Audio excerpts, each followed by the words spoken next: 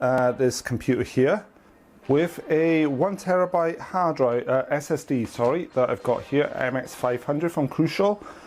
In this system at the moment is only 120GB one. So what I'm going to show you what to do is how to clone the 120GB SSD onto the 1TB using macro refret. So the first thing I'm going to do is I'm just going to plonk the SSD in here. I won't take you through that on the video.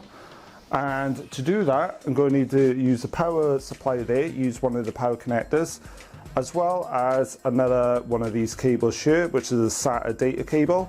So I'm going to temporarily use that.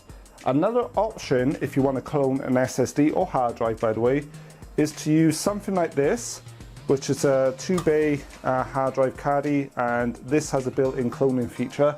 But I'm not going to be going through that on this particular video, but if you want to see that, let me know and I'll look at that in the future. But for now, let me plonk this into the computer here and we'll boot up and I'll see you in a second. So here we are on the desktop of the computer here, as you can see. Hopefully you can actually see it quite well. By the way, I forgot to mention, if you want to see the build on this computer, it was built by Brightech09. I'll leave a link to his channel on the description. So what we want to do is we want to go in and we want to go to Macrium Reflet 3. So just search for Macrium Reflet 3, Macrum, and then at the top you'll see the link. And here we are, we've got a couple of different versions here. We've got the Reflet Free Commercial, Trial, as well as the 8 workstation at the top there. But if you scroll down, this is the options that we want, the backup home. So we want this Reflet 8 Free, that's the one we actually want to do, but you've got some other options here. If you want to get a trial version of the full or get the home, then go there. So we just need it for personal use, and then we're going to hit continue on the side here, and then that will download it, as you can see, nice and quick. So we'll open that up, minimize that in the background. So we're going to run the installer on here and just click the downloads, because that little download we just done was just basically the initial bit. So that will download this installer if it were. So wait for this now to go and we'll have a little pause here.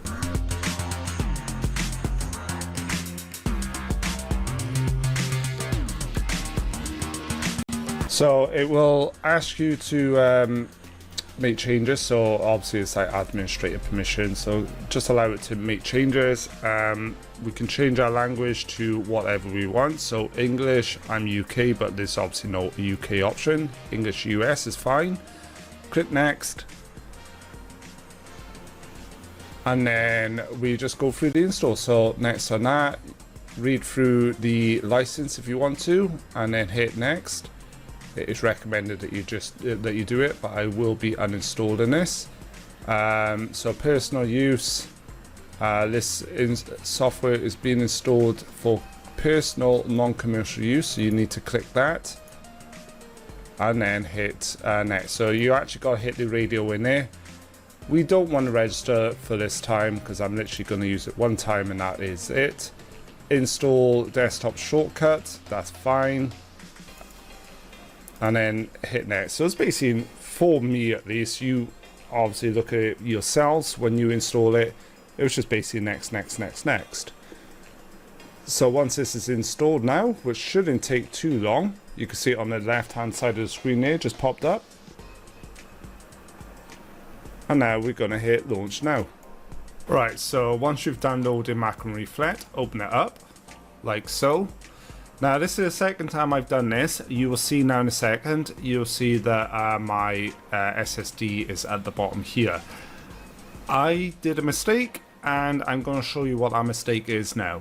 So first of all, what you want to do is you want to select your local disk at the top here, so you make sure that's ticked, and you want to hit clone this disk at the bottom here. So we hit clone this disk, and then it'll ask you to select your destination drive. Click your new one, so in my case it is the MX500 1TB. Now in this case I just basically click next. that's where you want to fix. So you want to, for me now, I'm going to hit erase this disk. So if you've got any data on it, hit erase this disk. And then, one by one, you want to drag them down here. So you want them all in here. All the way down like so. Now you want to select this. You see now that there's going to be unallocated space here.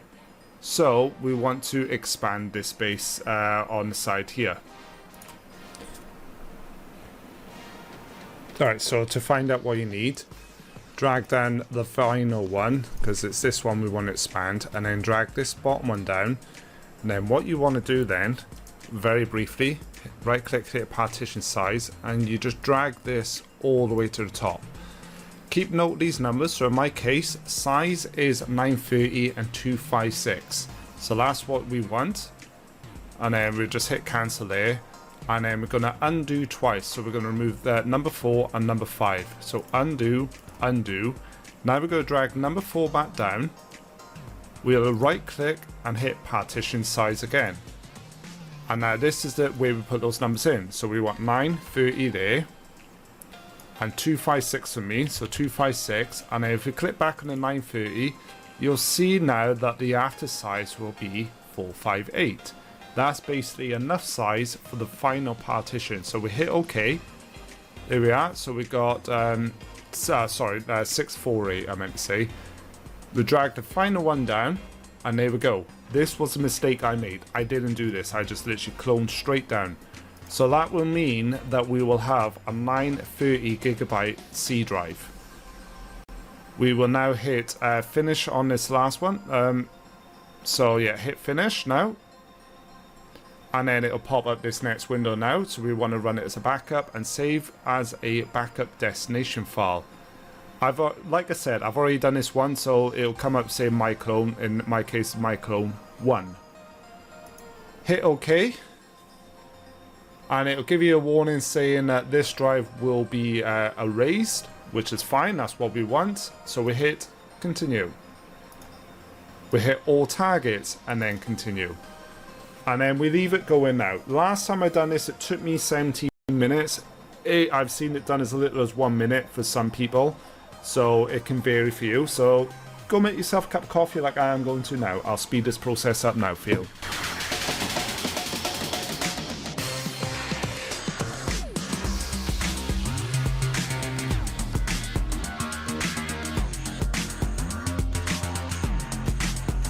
And there we go. So everything's just completed.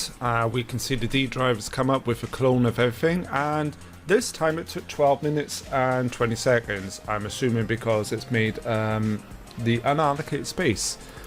So we'll just hit OK, close this slot down, and to test it, I am going to shut down the computer, reboot it back into. In fact, I'm just going to hit reboot, restart. I'm going to go into the boot menu for the BIOS. So in my case, it is F11. We will switch it over to the Crucial drive, so the 1 terabyte drive, just to see, make sure it's all correct and everything. Once it is all correct, I can uninstall the SanDisk 120 gigabyte one. So there we go. So we've got the SanDisk up top, and we want to boot to SATA 2. Which is the, as you can see, the MX500. We're going to boot into this, and we will find out now how well it is. So instantly booted into it. Like I said, this is my wife's computer, so we will go into the File Explorer, and there we go. 930 gigabyte there, and we have the 120 gigabyte over there, so it's worked perfectly fine. So yeah, if this helps